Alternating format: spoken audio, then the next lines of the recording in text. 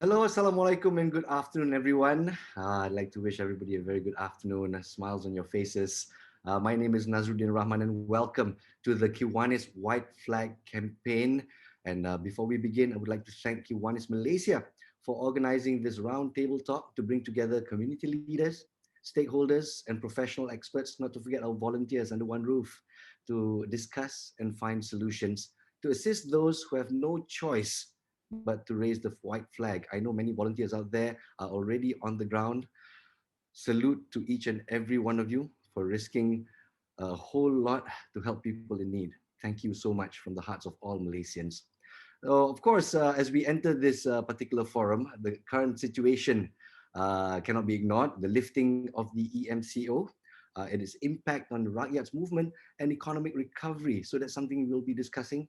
Social media and mass media news. I know many people have been keeping themselves up to speed, and it's making us upset. It's making us angry. It's making us outraged.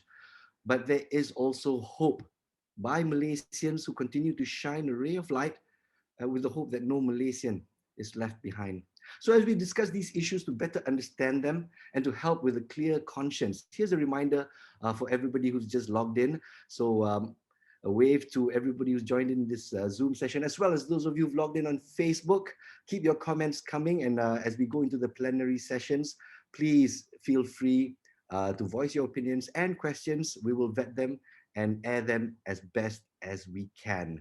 So just simple housekeeping rules. Of course, everybody's mics are muted. Let's not have 500 people talk at the same time. It is an open forum session. And so just a friendly reminder to type in your question, and our volunteers will vet through them and feed them, and we'll pick up as many as we can. Yeah. So an overview of what's happening today. We'll cover what's happening on the ground at this point in time, especially with the emergence of this news, the lifting of the EMCO. Yang Berhormat Tuan Charles Santiago will be here with us. Yang Berhormat Tuan Charles Santiago is three-term Member of Parliament of Malaysia for the Klang constituency in the state of Selangor, as well as the chairperson of ASEAN Parliamentarians for Human Rights. We'll also be having a roundtable session with the good people of Kiwanis Malaysia, specific people in the panel, specifically, and the work that's cut out for their volunteers. This will be moderated by Yang Berbahagia Datuk Stewart Lebroy. A discussion on the mental state of Malaysians and what to expect in these hard days that are to come, moderated by former news anchor. She also cooks a mean pot of chicken rice. Shani Iman Lee will be handling that segment. And so, let's not waste any more time. Let's get this show on the road. We have with us, once again, thank you so much, Yang Berhormat Tuan Charles Santiago, Member of Parliament for Klang and Chairperson of ASEAN Parliamentarians for Human Rights. Can you give us a wave and a hello, YB Charles? Well done. Thank you, sir. Can we check your microphone? Is it working? Can you hear me? Absolutely loud and clear. Thank you for your service, YB. Let's begin on that note. And Malaysia has been in a series of lockdowns since March 18th last year. And I know you've been working hard to support Malaysians on the ground, but the case numbers have been record-breaking new highs. You know, never would I thought that from all the numbers that we've got, suddenly I see 12,000. Oh my God, it's going down. I never thought I would be feeling this way. So the lifting of the PKPD announcement has us frantically, you know, people in Klang are looking at their postcodes like, "Eyo, am I included or not?" Everybody's looking at demarcated maps. Am I included or not? So there's a bit of confusion in terms of information dissemination. And so many more don't care because their basic needs are severely lacking. So what's the current sentiment on the ground? I'm sure you've been busy the past 24 hours. Well, it's just not 24 hours, the last couple of weeks, the last couple of months. I must say it is very challenging. But let me just begin by thanking the organizers, Kiwanis, for this kind invitation. And also to Nas for the kind introduction, Dr. Stewart and Rodney as well. Thanks for the kind invitation. Dr. Rodney and I'm sorry, Dr. Stewart and Rodney came to my office to see me at 2 o'clock this past, I think it's Tuesday. But at that time, I had a phone call from CITF asking me to go for a meeting to locate a new PPV in Klang. So I didn't know what to do, where to go, and suddenly said that we need vaccination right now in Klang. So I said, I profoundly apologize, and the steward apologized, and I always text Rodney and say, I'm so sorry about this. I think let's start on the ground. I think the level of job losses is very significant. It is very significant. The numbers are very high indeed. And job losses, and also that are linked to putting food on the table. Uh, my office, almost on a weekly basis, provides at least about 2,000 families, a minimum of 2,000 families, vegetables, as well as fish. We have been doing this since MCO 1.0, but we have heightened it in MCO 2.0 and definitely now the 3.0, and we will continue to do it. And I think what are some of the things that we are hearing is when people come to take the fish, they will say, "My God, I haven't had fish in the last 6 months." And I asked this young woman, I said, "How come you haven't eaten? What is the reason why you have not had fish?" And the answer is, both my parents have lost their job. Both my parents have lost the job, and when they lose the job, they really have to be, and you can't pay the rent on top of that. So the economic situation of Malaysians, especially the B40, and in fact the lower 40 also is now dire, I must say, really dire. In fact, this past 2 weeks, when we were distributing vegetables and fish in the various low-cost homes in Klang, it just dawned on me, my God, the situation has got really out of control. Because normally when we distribute vegetables and fish, we will have maybe 300 people or 400, 300 people, the max will turn up to take the vegetables and fish. And we provide about at least 5 to 6 different kinds of vegetables, which can last you for about 7 or 8 days. But the last 2 weeks, we saw not 300 anymore, but almost 700 people turning up in different locations in Klang. So this tells you the issue of hunger, the issue of lack of food is very real, is very, very real. So hunger, job losses is actually very serious. It's something you can see very clearly. And then, of course, the theme for today is the White Flag Community Fund. So these white flags are also significant in Klang. I visited a White Flag community, I must say. This is 27 families that are staying in 17 houses in Mandabaru Klang. And all 27 of the house of the breadwinners have lost the job. All 27 have lost the job. And now they're just dependent on people's support. So beginning January 1st, they lost the job. Some of them lost the job in under MCO 2.0. Some lost it in June 1st, and they don't have a job until now. So they are totally dependent on the support that we provide, including the support that Kiwanis also has been providing on the ground. So I think we are looking, I have never seen a situation like this in Malaysia ever before. Never seen this ever before. I have to agree with you. And just to interject a little bit, of course, we've been looking at your Facebook and all the initiatives that you put up, changing Klang bus station into a food depot. And I'm just surprised how you managed to get fresh produce to give people who are in need at this point in time. But I want to touch on the fact that you mentioned B40. Yeah. So what we're seeing is there's a sentiment out there that seemingly, if you're M40, you're okay lah. Why you going in line? Why you grabbing food? So in your opinion, B40 or M40, when you lose your job, when you lose your mata pencarian, hunger, the feeling is the same no matter which segment you're on. Can you sort of explain to people, especially who are unclear, that the M40 are also in trouble? I think it is quite clear that beginning end of last year, it is the middle class who are also losing jobs, besides the working class. And I think the brunt of it it's being experienced by migrant workers. Migrant workers have been abandoned by their employers, literally abandoned now, right? Which means that they have no access to homes, they have no access to dormitories, and they have no access to salaries. So they are like lost, really lost. So when we actually are when we provide the vegetables and fish, it's also kind of a information gathering. We talk to people, and people come to us and volunteer information. And we met a group in Panama, India. These are Pakistani workers who are based in Malaysia, who actually have a job. They had a job till June 1st. After June 1st, The company was closed, and the employer told them, "You are on your own. Only when we open, that means when the factory is open, we'll call you back."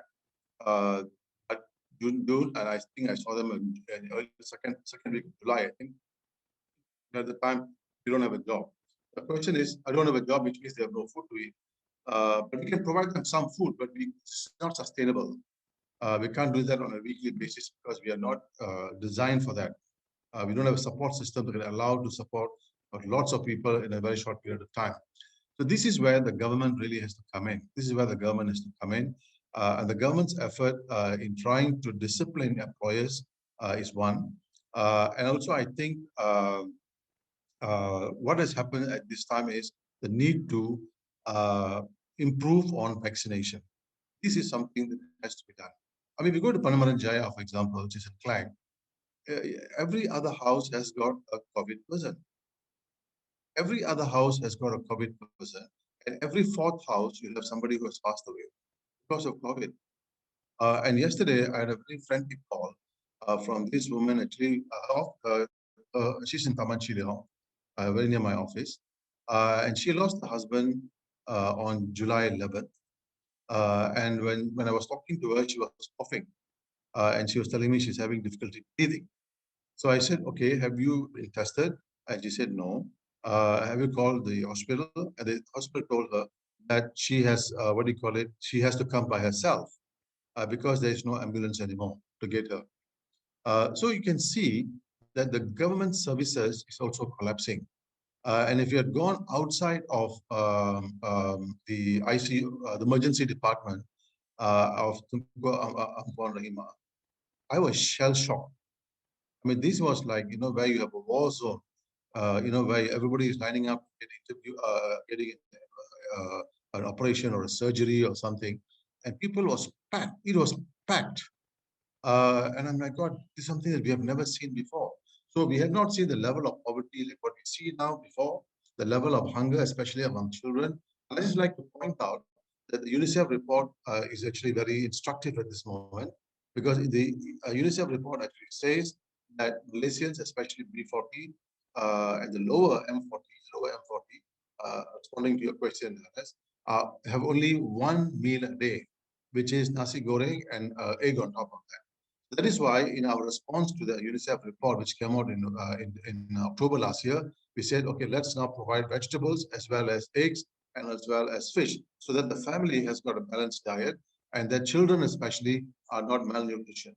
So I think we have to have many aspects of many angles to look at when we provide support. But we are a parliamentary office. We are not a government department, and we are dependent on what we call on volunteers. And we have to be careful as well as because volunteers can be infected. Exactly. So this is and volunteers are also scared when they come out Mm. because they can be infected. And with Delta, it is life and death issue. So there are many issues to consider. So we have a breaking down healthcare. I shouldn't say breaking down. Healthcare system that is completely broken down. That's one. I wrote a letter, a stern letter to the Minister of Health saying that HTAR needs at least about 20 million. You read the tweet? You read the tweet? Yeah. And then, but unfortunately, he gave 1.1 million. So I said, what is this 1.1 million? You can buy 3 ventilators. So when I saw the government's response is not effective, so I reached out to some of the business organizations in Klang who actually supported. One gave 300,000 to buy oxygen tanks, ventilators, and then there's another group now that is raising money for support and so on and so forth. Now, while it is good that civil society and people are coming on board to help, I think what is important is government has a role to play. And this is a pandemic moment, it's an emergency moment, which Malaysia has not seen. And this pandemic is not going to be over today, tomorrow, or the day after. It is going to be with us. The mutations can be more serious. If a Delta is bad, the next mutation might be worse. Therefore, I think we need to press upon the government that they have to pump more money into the healthcare system. Now, the healthcare system, you talk to the doctors, they are completely worn out. I speak to them 14 to 16 hours a day for 2, 3 months, 4 months is not easy at all. And on top of that, seeing patients die every other day, it hits your point, it hits your head at some point. So I think this is where the government needs to be creative in the way it manages. the healthcare system.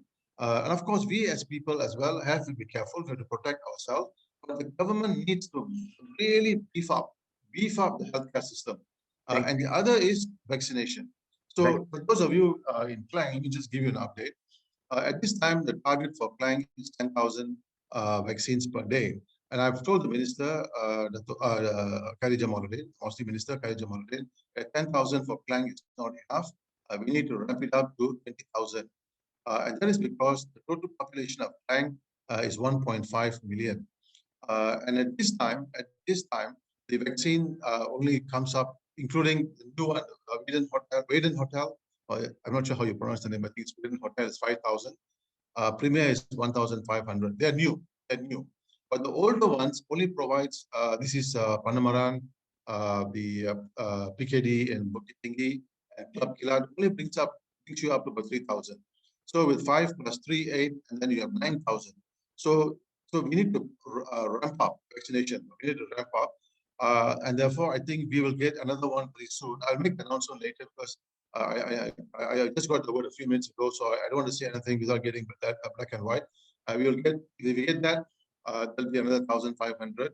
That means more people in Klang will be vaccinated. Will have the vaccination. So this is in line with Operation Surge Capacity. This is push forward. No, this is already started even before.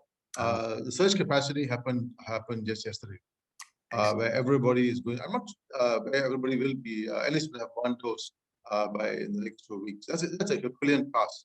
I'm not sure how they're going to do this, but it is a huge challenge with the system. Though. So I think, go ahead. I'm going to pick up on that, YB. Of course, yesterday's vaccination exceeded 460,000 shots. So I do believe in terms of the numbers, we are on the right track. But now we focus back on, I want to pick up on the fact that you gather information on the ground, data, yeah? So looking at the fact that you are saying that you've met people on the ground and this is what we're gathering, many NGOs are doing their best, but the efforts seem to be uncoordinated or inefficient. I know a lot of Malaysians have good hearts. They want to help. They don't know where to help, you know? And of course, they look to their MPs and their aduns to provide a direction. So at this point in time, what data is available to identify the areas? Like you're saying, gathering data by word of mouth is a slow process. And also acting on data that is accurate, that's also another issue. So in terms of this gathering of data and disseminating the right help, we also pick up the fact that Malaysians who need help are not getting the help they need. Mm-hmm. Like for example, we've got a household of 8 children, maybe half of them toddlers, not enough menstrual pads, not enough diapers, but she keeps getting rice. You know, and rice, and then when she says, no, I don't need rice, I need this. And then people who are volunteering, I know people are stretched to the end, to the edge. So, but volunteers who come up and say, hey, you know, you're already getting aid, just be bersyukur lah. You know, just be thankful you're getting this aid. And so people who they have pride, you know, and they receive the aid, yeah lah, I should be thankful lah, but I'm not getting what I need. It is not solving the problem. Well, what say you, YB? Actually, you know, our food bank provides milk. It provides diapers as well as pads as well. Sometimes we know when we see a child or we see a mother that has got a child, straight away we give it to her. We don't ask. Our policy is we don't ask. We assume that you have come here or we are approaching you because you have a problem and that you just have to use a good judgment. Of course, there are lots of abuse, especially on the white flag. There's abuse, and I think we need to be vigilant about that abuse, where there are 10 people giving the same house. The house can start a grocery shop of them. So I think that is the issue. But I want to say something about this daily vaccination. It's actually largely the numbers are in Sarawak. Yeah, you look at the numbers, Sarawak has got the largest number of vaccination. Of course, then followed by Selangor and so on and so forth. But Selangor is an industrial state, Kuala Lumpur included, and the density is very, very high, very, very high. So, but it's unfortunate. But the last thinking or the way the government approached it, Sarawak needs to have an elections as soon as possible. So one of the challenges of having elections is to have a good 90% of them being vaccinated. So a lot of these vaccines are actually, the numbers actually are coming from Sarawak. Sarawak. You need Sabah as well. You need Sabah. But anyway, the hotspot now actually is Selangor as well as Wilayah. So this is going to be a challenge, and I have actually extended my help to MOSTI and also to the various government agencies, especially to look at Telukong, where there are many kampongs, and these kampongs and most of them do not have nice jatra, and you need kind of a mobile unit to go in and do the vaccination on the spot. So we need to change the approach in the way we have to deliver the vaccination. Right Excellent. now, we go through My Jatra. I think we have to go with a mobile van or something, ask people to come out, and then chucho first, and then put in the My Jatra. I think this is the way we have to do, especially in some Cut through the areas. red tape, lah, maybe, yeah? Cut through the red tape. And because it's also very, very slow. I've been trying to work out for two different business groups or industrial areas in Klang, which are ready to pay, which are ready to order all their filing of papers and so on, but it's sitting on somebody's table and nothing is moving. Well, the idea of chuchok first and register later, I really hope the idea picks up because it's safety first for all Malaysians. Yeah, yeah. We're running out of time here, so I'm just going to follow up on one last question. It's still about data. One of the ways is, of course, going on the ground and getting feedback from the ground. But may I ask, where does your data come from? Does it come from the federal government? Does it come from state government? Does it come from Sri Lanka? And is there a coordinated effort to go through this data to actually derive who actually needs help and what help? This is a very challenging question because, as I said, Klang is 1.5 million people, and one would think that the welfare department is on top of things. I can tell you very openly that it's not on top of things. Though. These guys have no idea what's going on. So our information comes from the local communities, the local leaders, Kampung Ketua, KKIs, and NGOs from Rukun Tetangga, Persatuan Penduduk, business communities, and so on and so forth. I've been here long enough to know which are the problems areas in Klang. So, for example, the government has given each parliament member $300,000 in order to provide groceries. So we have targeted it the following way. We are targeting people based on the impact they had from the MCO itself. So one of the biggest groups that made the attack on the income were taxi drivers. Taxi drivers. So we have constantly supported taxi drivers, and they still be the beneficiaries for the $300,000 government stuff. Number two, bus drivers, bus cola drivers. And then number three are single mothers. And we have a huge single mother population in Klang. So they will be the 1, 2, 3 priority list that we will have. For the 300,000. For the 300,000. And then subsequently, then we will open up to other areas, which we know, because we know exactly where these people stay. Because remember, we are on the ground every week. We can see what is happening. We can hear what's happening. So based on that, we are responding. So therefore, to answer your question, data accumulation and so on, we have data information for people who call us. We have a Google form that tells you exactly who they are. So we know where they are from. So we just have to extrapolate if this particular area 10 people are calling, then the other people are also impacted. So therefore, we will provide support for a variety of people in that area. Well, at least there are certain data entry points where we can start analyzing to help more efficiently. So we're going to have to close this session. So I'm going to start picking up questions from the audience. Nas, before that, let me just say something. Sure. This far, I just like to share with you that our office, our Klang Parliament office, has actually contributed from MCO 1 to now to about 100,000 families. 100,000 across Klang. From one side of Klang to the other. And Klang is a big place, by the way. The voting population is 155,000. It's third largest in the country. So it's a lot of cover. And we have provided cooked food, which we are doing on a daily basis now. This is for people who have lost jobs, families that have lost jobs, and so on. Number two, we provide, as I said, vegetables and fish. And three, dry groceries. We also provide taxi service. for people who are above 60 who are able to get to the vaccination centers. We provide support for them, but only in Klang, by the way. It's not outside of Klang. We can't afford it. And then we also, this far, we have actually got about 700 appointments done for people uh, uh, who have uh, who have My Sujatra but don't have an appointment date. So we have actually got we've written different people, and then we have got 700 people specific appointment dates. And then we are going to do a video competition, a 2 minute video competition on why vaccination is safe, why it is effective, and why it is free. So we're going to start that. That will happen. We will launch it on Wednesday, Thursday. And then, as I said, we will also formally launch a vaccination center once I get the letter and I say, okay, this is what it is. So we are doing our best. So this is a challenging moment, and I like to congratulate again the steward, Rodney, and so on for having launched this White Flag Community Fund.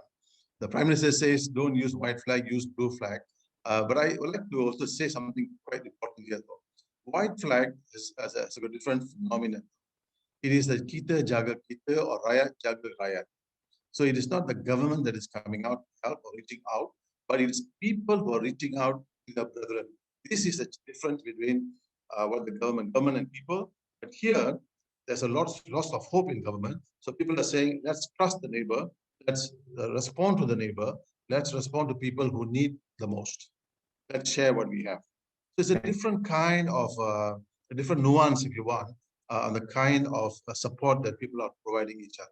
Very powerful phenomenon. Go ahead.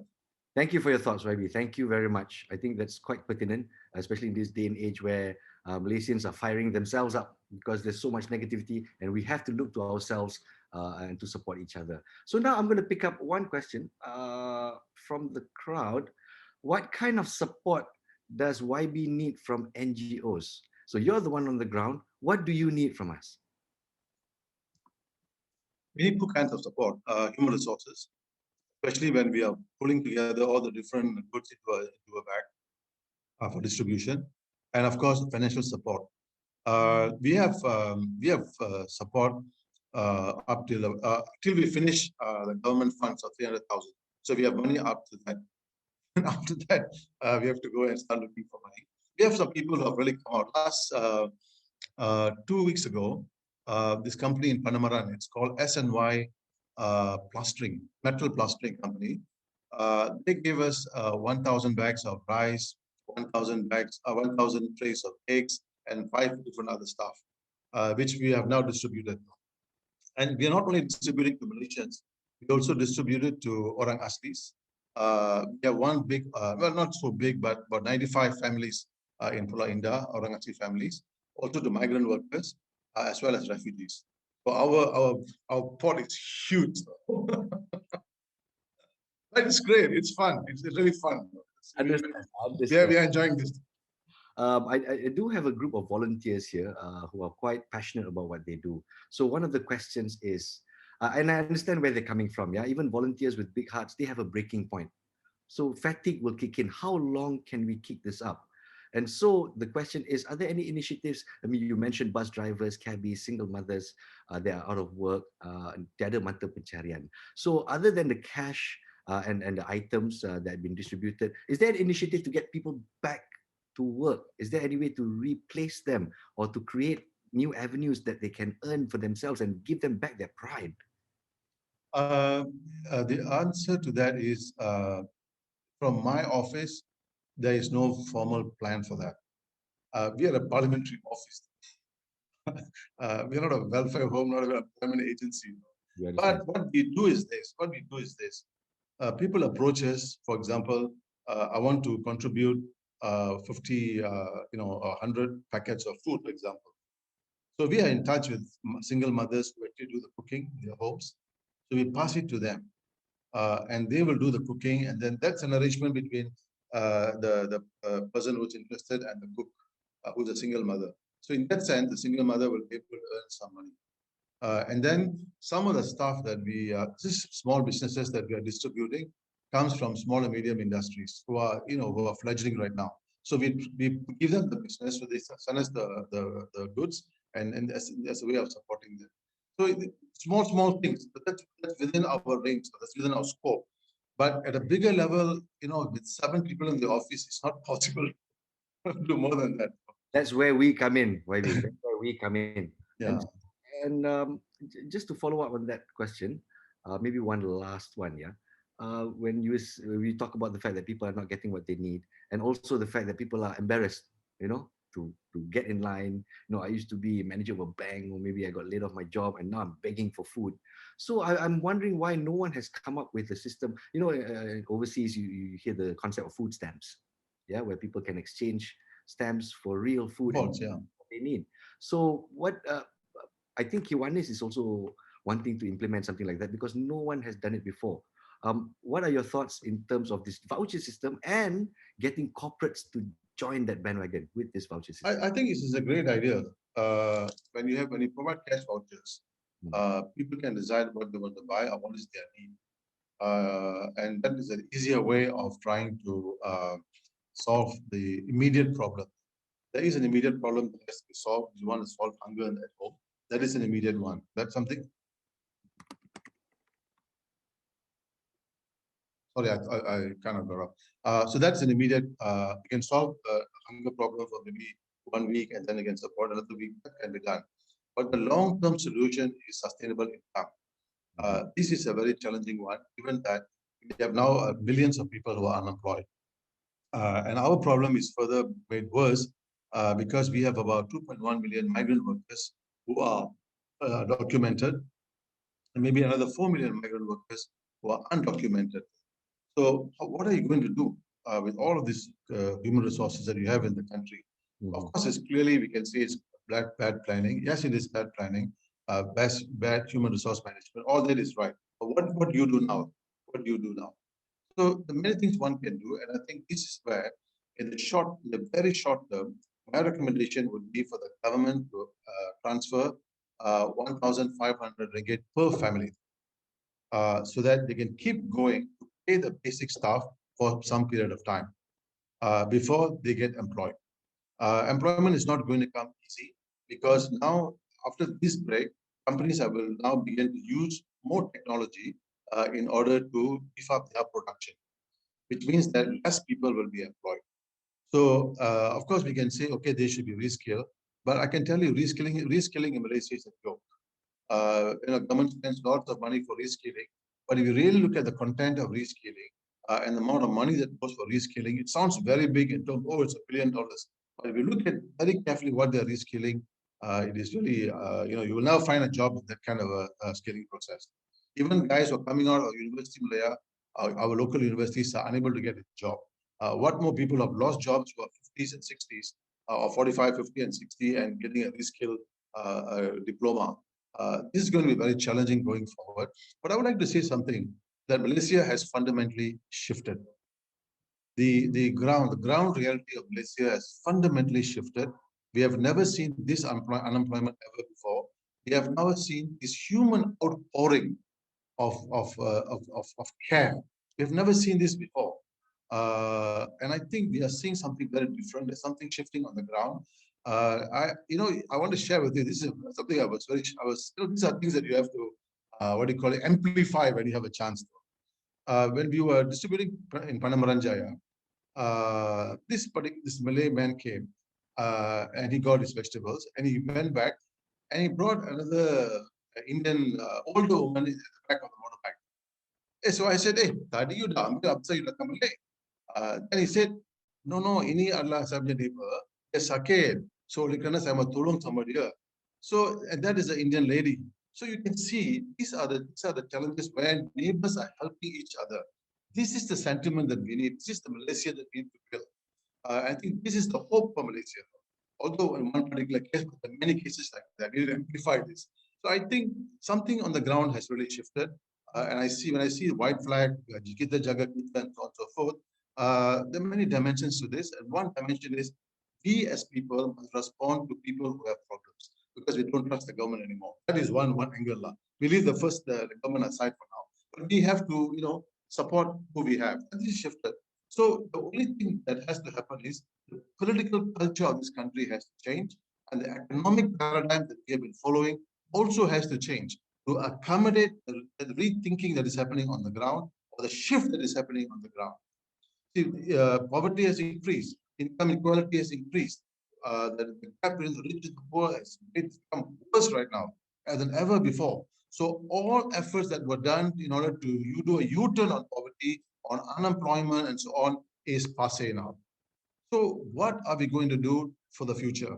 And we have Excellent. That's the way to end it. What will we do for the future? So to wrap up YB Charles's statements, at the point in time where a pandemic has hit, and at the same time we're shifting towards Industrial Revolution 4.0, where everything is going towards digitalization, there's already a danger of people losing their jobs there and the amount of reskilling that's required. Plus a pandemic, Malaysia is not heading towards the right direction unless proper planning is done, and it should be done now. Thank you. and that's where we are suffering from. Absolutely, absolutely.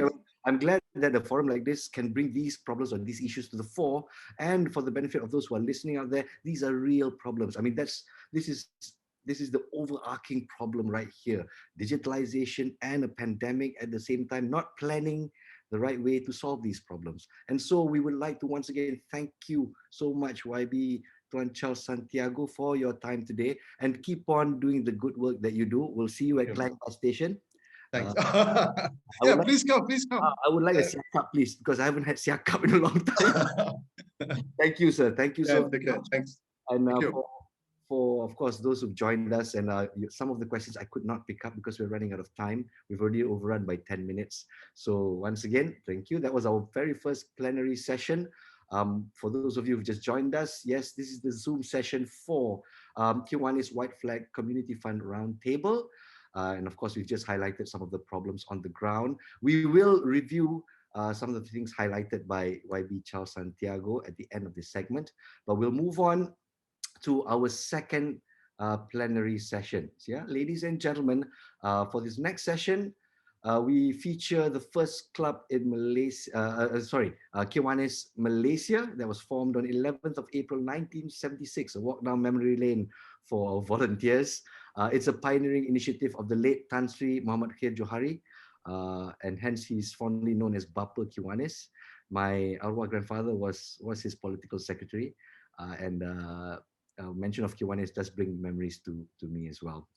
So as of 30th September 2019, here's an interesting statistic. The Malaysian district recorded 1,312 members and 55 clubs nationwide. So Kiwanis is in the driving seat to give a lot of hope to Malaysians. So I will leave it to our moderator to introduce the panel. Ladies and gentlemen, here's introducing our moderator for this plenary segment, Yang Berbahagia Datuk Stuart Lebroy, past governor and chairman for Kiwanis 4.0 and current Kiwanis Club Klang secretary and all-round funny guy. Dato' Stuart, it's all yours. Be with us today. It's very important. Great opener, and I think they're getting a lot of positive reactions on Facebook and through the chat channels right now. Today's segment, we're going to talk to the Kiwanis clubs who are actually on the ground right now and ask them what they're doing, how they're leveraging on technology, how they're moving forward and trying to redefine how charity should work in a future digitalized world. We have with us today our governor, Tony Goh. Tony actually is from Ipoh. Yeah, hi. He's there, right, Tony? Hi. Okay, we spotlighted him. We also have the president of my Klang Club, that's Rodney Leo. Hello, everyone. And together with him is Sangeetha Jayakumar, one of our newest members. She's a real sort of activist in terms of helping the poor people in this community. Carl Lang is the president of the Kiwanis Club of Kuala Lumpur, as Naz said, the oldest club in the country. And we have a very interesting guest tonight called Ivan Chan, who runs the kitchen. It's actually an enterprise that's doing a lot of charitable work on its own. We'd like him to share how he got involved with it and what he's doing right now. So, without further ado, I'd like just to start off with a question to Tony. Okay, so Tony, let me just ask you a question. You know, we started off the fourth industrial revolution 2 years ago, and Kiwanis introduced the Kiwanis 4.0. Why were you involved? What was the reasons behind Kiwanis launching this particular path of digitalization? Okay, and how has it worked out really for clubs in the country? Can you let us have a little bit of an insight? Okay, thank you. for our Kiwanis 4.0, can you hear me? Yes, you can. Thank you. Okay, for our Kiwanis 4.0 launched last year, until now, our whole country got 55 clubs now, and what I can say is more than half of the clubs are either they join or interested to take up this Kiwanis 4.0 portal to benefit the clubs. When the clubs are benefited with the fund, then they can do this Kiwanis White Flag projects. And now the world trend is everybody try to connect each other, whether in business or private. All of them is using digital in advance to get everybody together to discuss and whatever business that they want.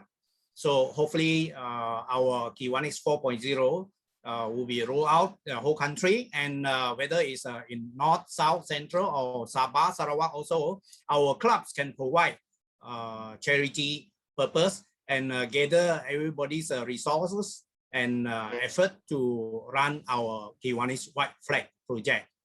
And hopefully all the clubs can do it. This is the thing that I urge everybody to chip in their effort. Thank you, Governor, for that. I want to sort of put a question now to Rodney Klang. Rodney, Klang was the first one actually to embrace 4.0. Okay. How has the platform helped you in fundraising and the way we actually do business now? Okay, so we launched 4.0 sometime back in during the first MCO, and we actually normally we do crowdfunding, and normally we just go out and try and get donations, and we have events like bazaars and our runs and stuff like that. But seeing that everyone's locked in, the best way that we found was to just go online and see how people would respond to giving us. So during the first MCO, we actually were able to raise about 30,000 just on advertising on Facebook and having a payment portal. So with that, yeah, we get people responding from, it's kind of micromanaging in the sense that people give small amounts, but a lot of people give money. So this is how we have actually benefited from the payment portal that we have on our club website. And to put a second question to you, why the coupons? Well, the coupons actually give back dignity to people in the sense that they can go and buy exactly what they want from the shops, and this way I mean, everyone's giving rice and sugar, and you can have 10 bags of rice, but some people need soap, some people need essentials like diapers. So the coupons actually give back dignity to people, and although they're suffering, they can get what they require using the coupons. Yeah. Also, I think we also mentioned that you're also looking at the possibility of finding a way of getting coupons for gas and some kind of credits for electricity. We're trying to work with Tenaga and also work with Petronas Gas to see if we can buy coupons that allow these people to swap their gas cylinders for exchange for Petronas Gas. Because we give them food, if they get no money to buy gas, what do? There's no point having all the food in the world if you can't cook it. So it creates issues like that we're trying to be conscious of. That families need a rather holistic approach to their needs rather than just putting food into a box and delivering to their homes. So I think that's one thing I thought I'd bring up right now. Why is this White Flag program being launched so unique? The White Flag program is unique because people are actually they've really white flag. They've surrendered. They've given up. They have nowhere else to go. And we've come forward. We've teamed up with people like Kitchen and Lala Move to help us and go out and help the people. So it's unique in the sense that we are even giving some amount of food aid at the same time we're giving coupons. So this with the help of Kitchen and Lala Move, we're trying to reduce our exposure to the public and not get infected by the virus. At the same time, it's so strange that people are just putting out the white flags. It's something that we've unheard of and unprecedented in these unprecedented times. It's quite different and desperate. People are actually desperate. That's the word I'm getting out of everyone that we've gone down on the ground to see. So can you tell us a bit about the portal, Give Kiwanis? Okay, Or so links up to all the clubs? the portal is a basic, it's very fun to use portal. It's easy as ABC, basically. You can just go in, see the things that we're doing on the portal. We've got some pictures, and you can just donate anything between 20 ringgit up to 10,000 ringgit. So you can use it, you can pay by Boost, you can pay by GrabPay, you can pay by Touch and Go. Internationally, we've been getting donations by credit cards as well. So it's a very friendly portal. People can just go in and give money that way. Yeah. And this covers all the clubs in the country really who want to get on the portal, right? So anyone can come to the portal and sort of pick which area they like to be involved with, and sort of if there's a club in Penang doing charity and they're a Penang person, they can easily do it. Because don't forget, the internet has no boundaries or borders. This goes all around the country. So we're trying to target those generous souls who wish to target their donations to the communities they actually live in. So anyway, I'd like to talk now quickly with Sangeeta, our newest member. Welcome aboard. We've hijacked her into the club. We think she'll be a wonderful addition to our team. And you've been on the ground, Sangeeta. We'd like to relay some of the stories, some of the experiences you've had. Hi, Dato. Hi, everyone. Good afternoon. So while I share my screen, we're an NGO that's grassroots based and helping out in certain areas of Klang, particularly an area called Taman Sentosa, Taman Sri Andalas, Taman Klang Jaya. But this is a real tough location where it is full of B40 families, and B40 anywhere from earning $3,000 a month down to $600 a month. Now, so I have a whole team that's on the ground, and they are the ones. Sorry, I'm trying to change the slide page. Okay. Okay, it will not change. Okay, so we set up very quickly. We set up a Google form where people wrote into us and asked us for help. So we could get the data we wanted, like how many people per household, what was their income, and what were the jobs they lost. Getting to one of the most difficult stories we got to was this one that I actually shared on Facebook. The male grandfather, I'll call him the grandfather in the house, he's a stroke patient. The wife, who is 56 years old, will be considered the grandmother. She still works as a cleaner. She's 56 years old. The daughter works as a cleaner. She's 40 plus. She has one child. Her brother committed suicide 3 months ago from financial stress. The daughter-in-law, meaning the gentleman who committed suicide, his wife, has abandoned the family. And so the daughter, who's a cleaner, is now left looking after their 4 children plus her own. So this family actually has 5 children below the age of 8 and 4 adults. And they have absolutely no income at this point in time. These are the kind of families we're looking at. And let me just change the slide. So, okay. Why is it not changing slide? So these are the families that we come across, and it's not changing slide, Dato. Okay, but that's okay. I'll stop share for a minute. So these are the families that we come across, and because we did the data, we extrapolated the data from the Google Drive. You can see that people really the kind of people that I need are not the everyday ones. Okay, I'm going to share this slide. I've taken out all the personal data, so you can actually look at it and see the income disparities that they've lost, the amount of income they've lost, the number of people in the house, and the jobs. More importantly, I'm trying to show the jobs that people currently face that they've lost, right? If you look at this screen, cleaner, security officer, event kawin, when we call them, basically they do events, and currently they have absolutely no work to do. Of course, you can say people should pivot and do other jobs, but that's very difficult in a short span of time, right?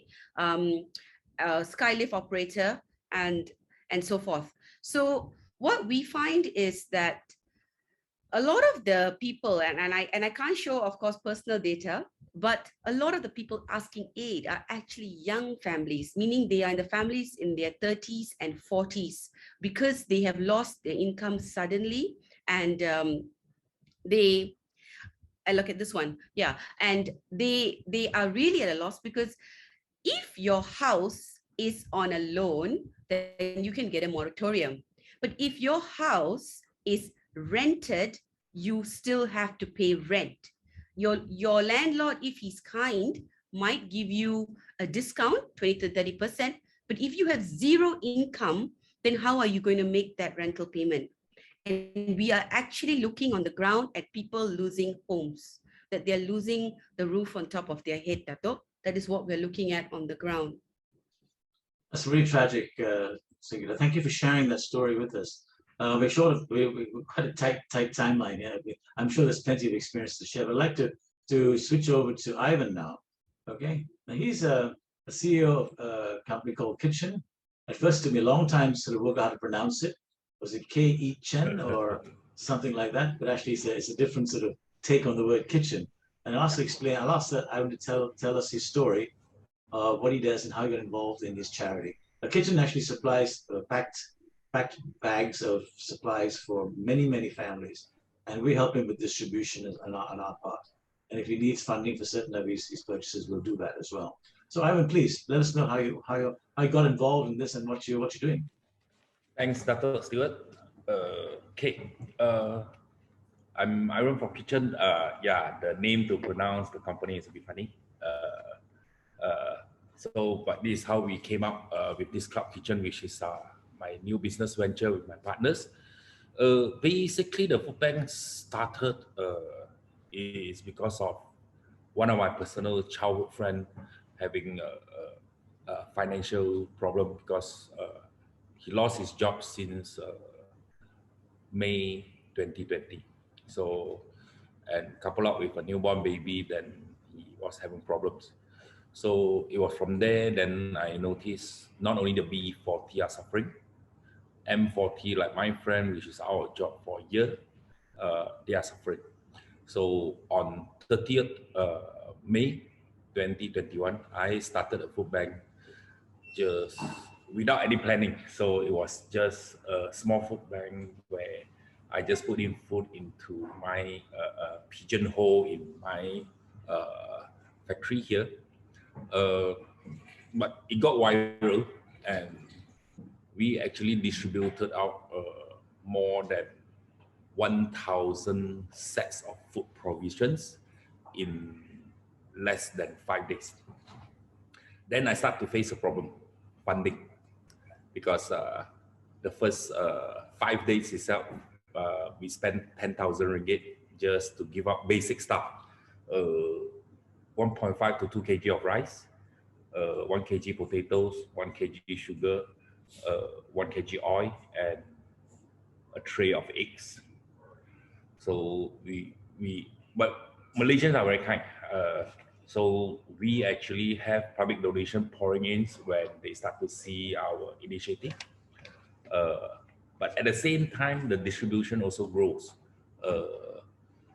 After 49 days doing food bank, now every week we need to distribute out around 3,000 sets of food provisions. Each set of food provisions, we are talking about around 7.5 to 8 kg of various items that I mentioned, which will cost us around 20 ringgit.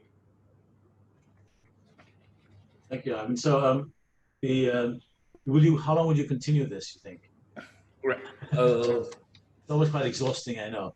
And you have donor fatigue eventually. So, as long as your donors keep bringing stuff in, you'll carry on, would you? Yeah. Thanks to Kiwanis Club, thanks to Ronnie,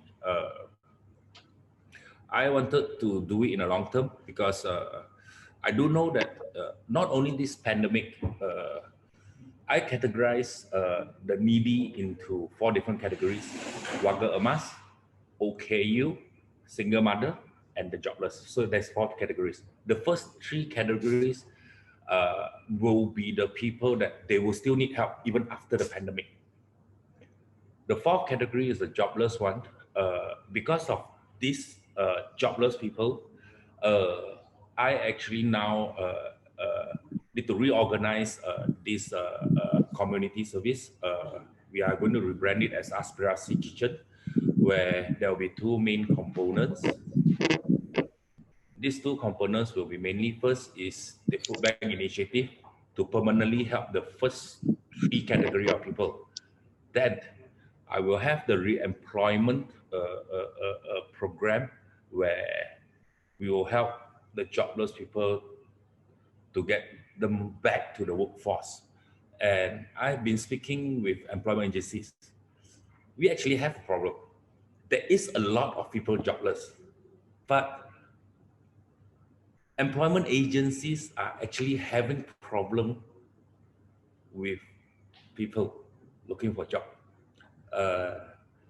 I've spoken to one of the employment agency where there are 5,000 vacancies, which is, I don't want to mention any company, but it is Malaysia few biggest online portal, e-commerce portal, where they need packer,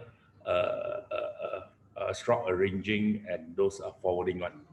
They need 5,000, there are 5,000 vacancies in KLIA alone, but they couldn't get people. So I think we will come in handy where Sangeeta just now shared, we have all this database. So we actually need to group all the nice people from Kiwanis and Sangeeta. So we can actually share this database to the employment agency and get them back into workforce. Less people are jobless,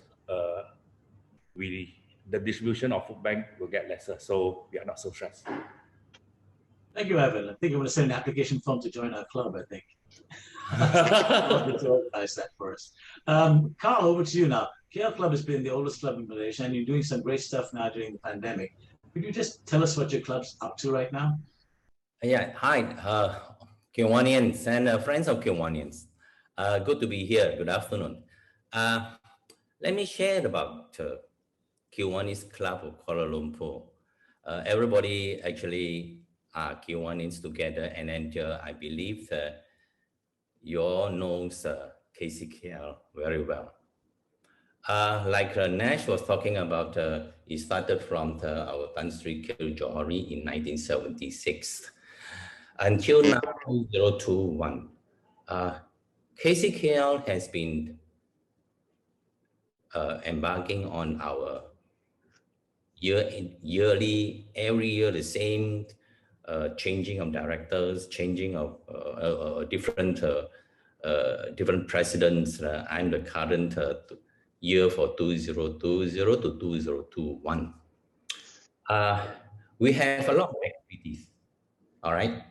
We just say a bit about the stories of the KCKL, and then maybe these sharings and these encouragements will get all clubs in the whole Malaysia were able to encourage each other to support the present situation.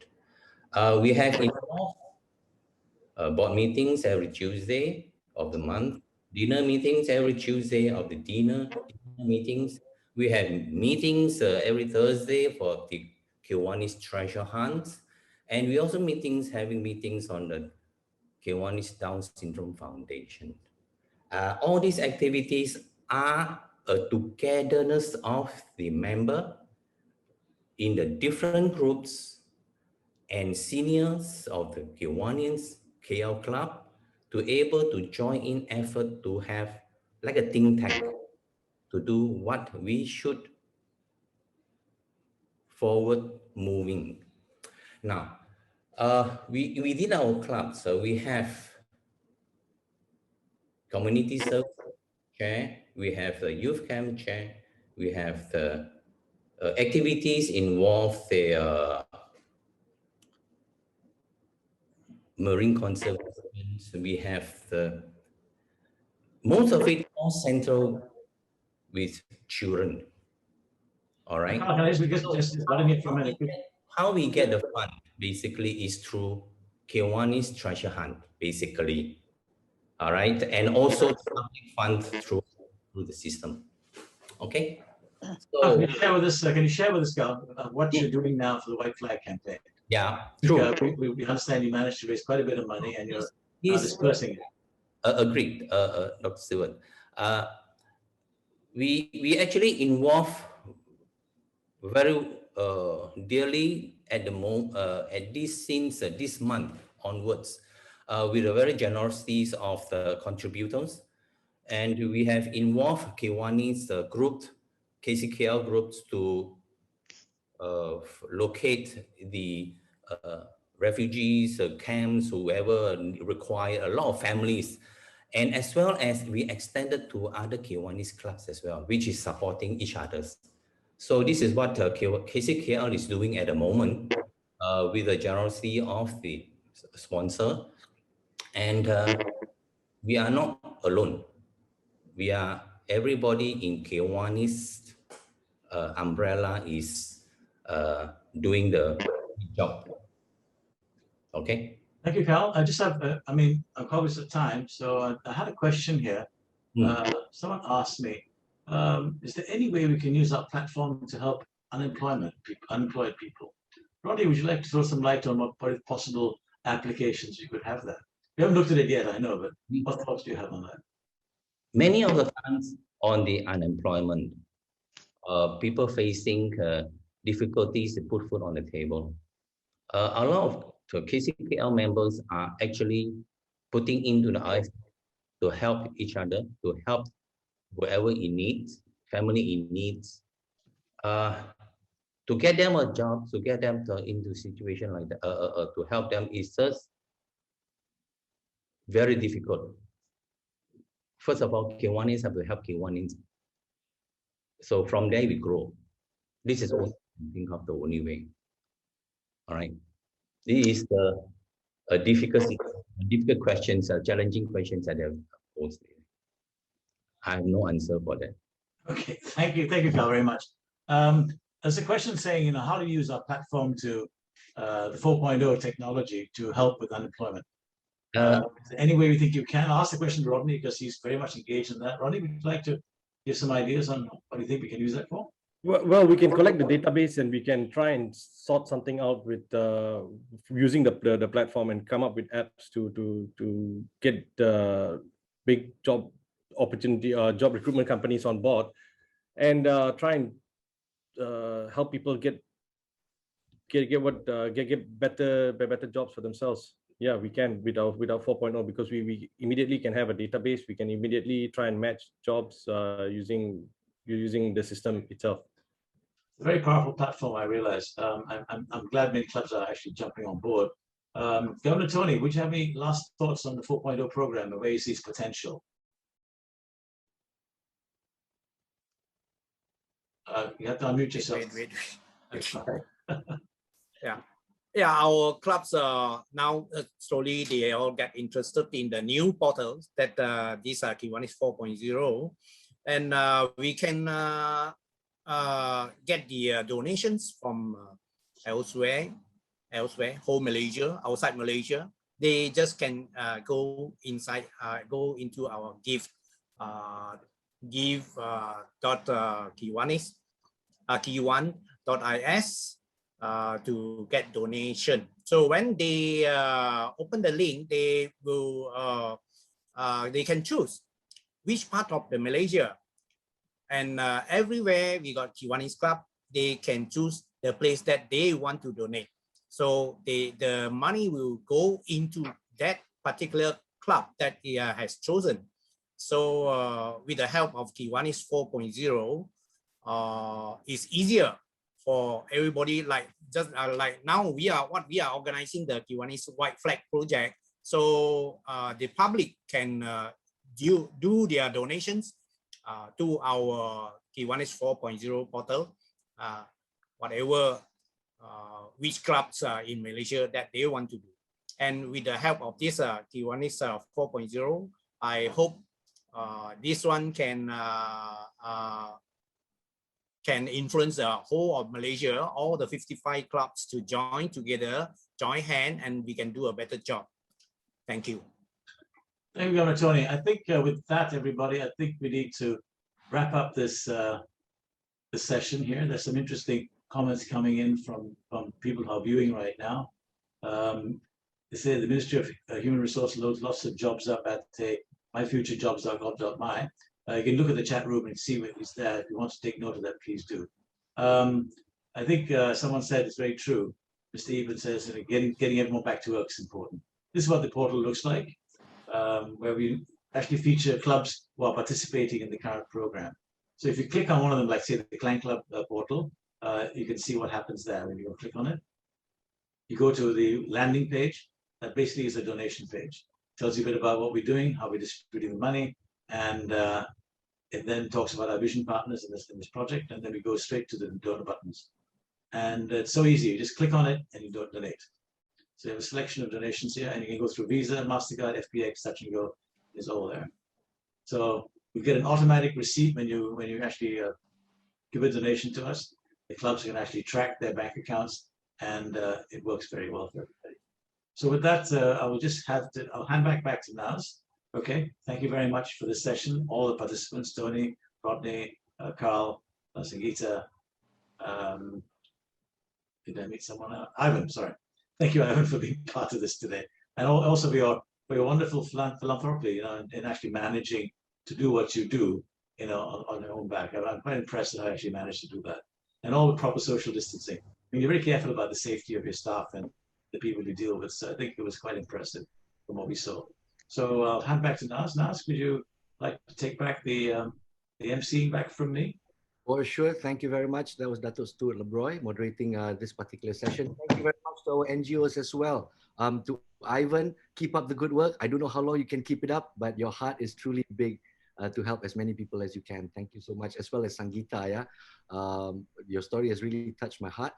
And just to wrap up what Dato' Stuart has been saying throughout the conversations, is a two-pronged attack plan by Kiwanis, tackling the loss of jobs and also helping with basic necessities, and do it with transparency, especially with public donated funds. That's very important. So hopefully Rodney's initiative with applications can bring this transparency for as well. When we're donating, we also want to know, our money is going to a place where people really, really need it, to have that credibility. Thank you so much, Kiwanis, for the good work that you do, as well as the other NGOs. Now, here's another question that I saw in the chat group. Somebody mentioned to start getting people back to work starts with their mental health. This is from Epen. And adjustments needed from what used to be and what needs to be. And that's something I personally tend to agree. And this next session will be touching on mental health. So with that, I will toss this session to our next moderator, former news anchor Sheni Imanli, looking absolutely beautiful today. It's all yours. Well, of course, that's my husband, and he's obviously biased. I don't know. But I'd like to thank all of the panelists so far who have shared their thoughts. I have to say, just sitting here listening and taking in all of this information has really given me goosebumps. I really am just taken aback by the situation that Malaysia has found herself in right now. And I'm so glad to see Malaysians just coming on board in droves to help each other. It really is a pleasure for me right now to host this panel, because in my years as a journalist, I had the honor of meeting many wonderful, impactful personalities, and that includes my next guest, Dr. Brendan Gomez. Dr. Brendan is CEO and consulting psychologist for People Transformers. He's a United States Fulbright Scholar with a first-class honors in genetics, a master's in counseling psychology, and a PhD in applied developmental psychology. He is passionate about touching hearts and empowering lives, especially in increasing resilience and the well-being of people and organizations. And ever since MCO 1.0, he's been very vocal about trying to reach out to people suffering from mental health issues as a result of this pandemic. So it's really a great pleasure to have Dr. Brendan joining us online today. Welcome, Dr. Brendan. Thank you so much. Sorry, I was a bit I was muted just now. Thank you so much, Jenny. That's really nice of you. I'm going to use slides just so that I can be really quick in terms of my presentation. Is the slides up? Yes, it is. Okay, great. Please go ahead. Yeah, so we're talking about the rising challenges of mental health caused by COVID-19 and how NGOs can help. And first, let me say I'm honored to be among highly respected people here. Shani and Naz are people that I know continue to do good work. During Japan's tsunami in 2011, Shani was instrumental in helping us launch blankets for Japan. And we were able to airlift 2 tons of blankets to tsunami survivors, children and families in Sendai. Now, I've been following people like Charles Santiago on the news, and I really admire his efforts in helping the poor in Klang and the recent efforts for Hospital Tunku Ampuan Rahimah. I feel greatly for this hospital, particularly because I actually interned at their microbiology department many years ago in 1990s when I did my degree in human biology. And years later, as a psychologist, I provided training for 400 doctors and nurses in coping with burnout. I'm not even sure how they're coping with it right now. So I want to thank Dr. Stewart and Kiwanis Klang for inviting me to talk about mental health and how we need to broaden our public health actions and response to COVID, especially from a psychological perspective.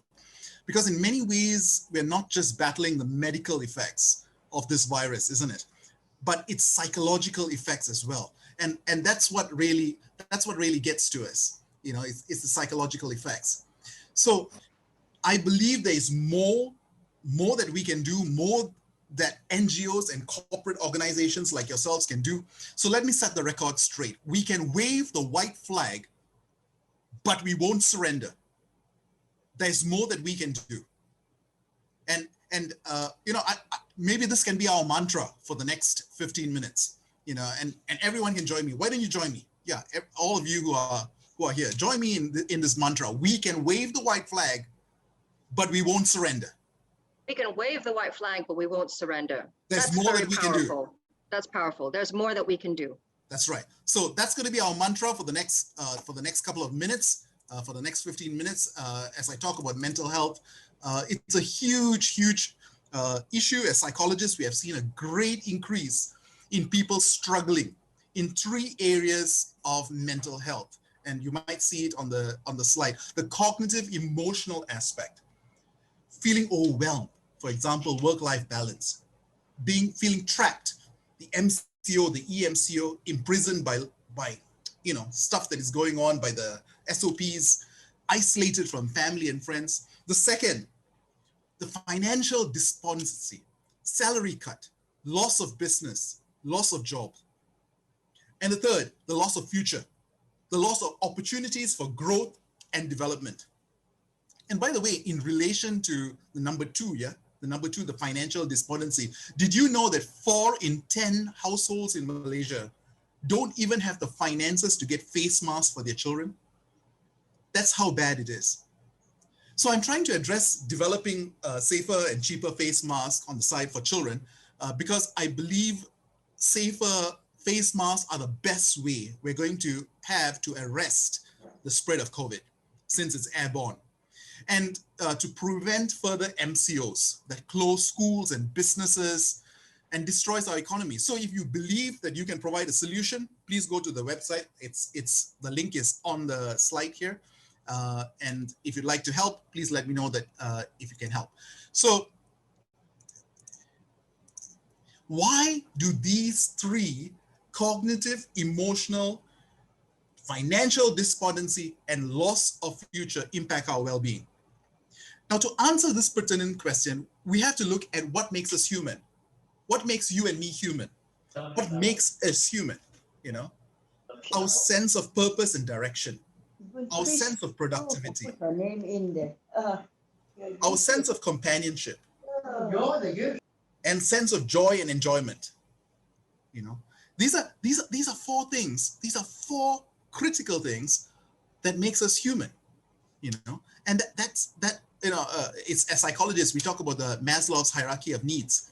So, do you want to do a quick assessment for yourself, where you are right now? You mean me, Dr. Brendan? Oh, everyone who's watching, everyone who's listening in. Now, you see over here, it depends on where the screen is. Over here, there is a QR code. You can use your phone, scan the QR code. It's going to take you to a quick assessment of your well-being or your human well-beingness. Okay? It's a very quick assessment. Doing it now, Dr. Brendan. Sorry? We're doing it now. Excellent. Now here you can rate your purpose and direction, productivity in your current life, companionship, and joy and enjoyment. Okay? I'll give you I'll just pause for like 20 seconds just so that you can snap a shot and just look at the Google form. In the by meantime, way, Dr. Brendan, we've had a question asking if you could kindly share the links from your previous slide in the chat box, maybe later on, perhaps, Sure. so that people can actually access it. Sure.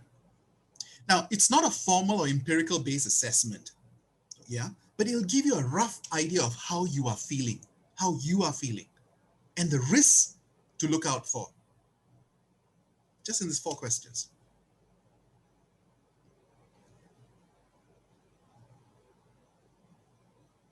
Okay, so we'll just give all of our viewers some time to just fill up those questions. Sure.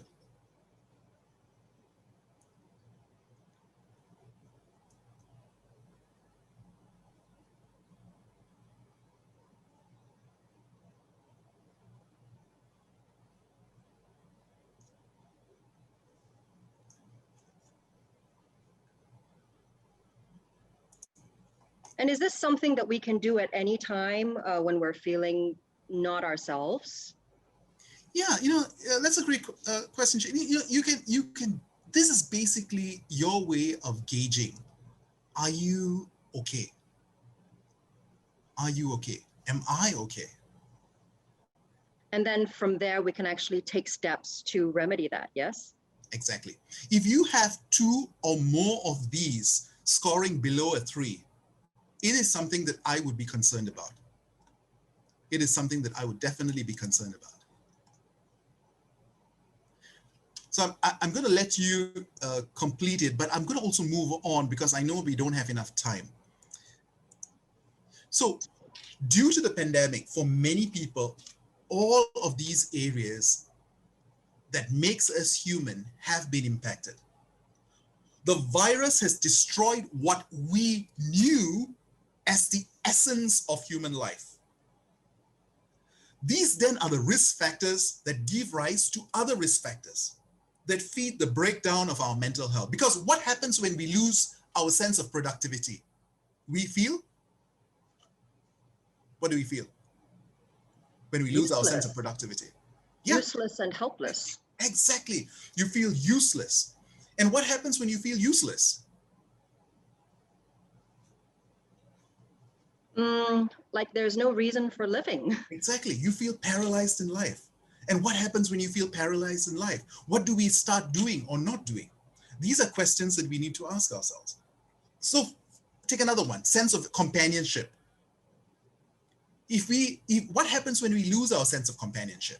We feel? Alone. Yes, we feel lonely. What happens when we feel lonely? Powerless, not able to get help. That's and right. Yeah. We feel unloved, we feel uncared for. And what happens when we feel unloved? Again, no purpose for living. Yeah. So then there are some comments coming in from people as well. Unwanted, hopeless, basically. It's and what happens when we lose our sense of joy and enjoyment? We feel what? Despair. Exactly. We feel yuck. We lose our energy. Then what happens when we lose our energy? We just feel like we can't go on and do anything else. Demotivated. Exactly. We feel demotivated. Hard to get started. And what happens when we lose our sense of purpose? What do we feel?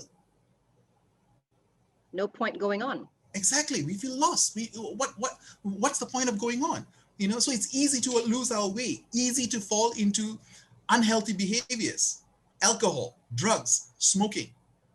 These are the concerns that we have as mental health professionals right now. We're not talking about short-term things. We're talking about long-term effects in terms of mental health.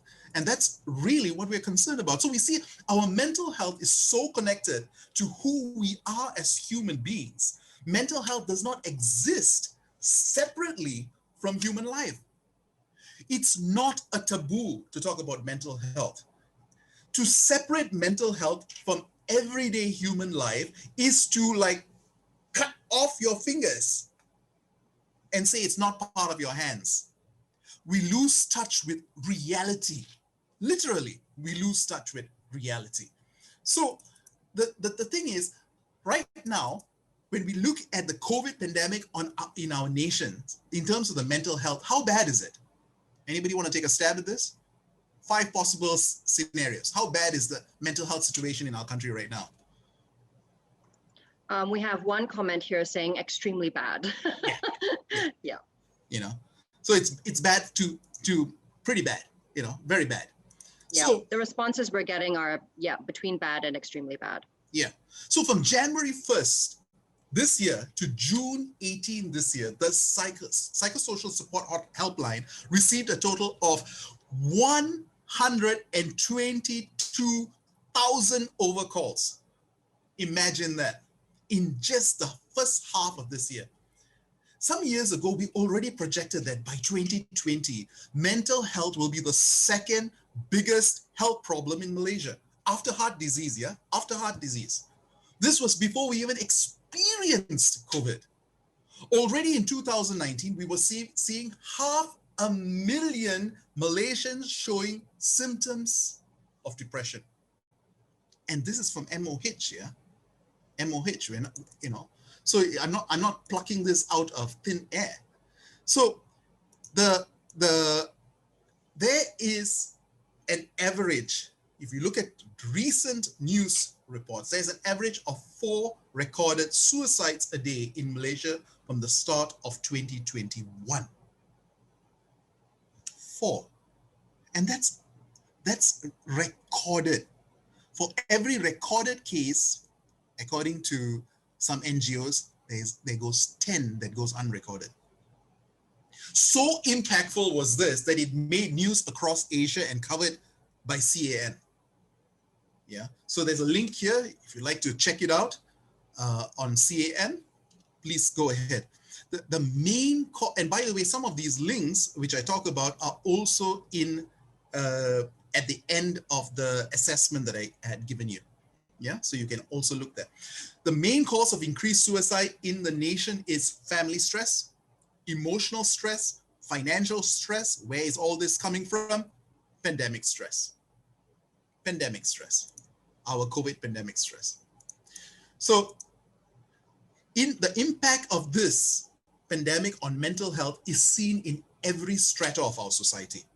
In employees, a recent survey of Malaysian employees showed 71% worried about financial well-being. 66% are worried about their physical health, and 62% are worried about their mental health. And it's all interrelated, really.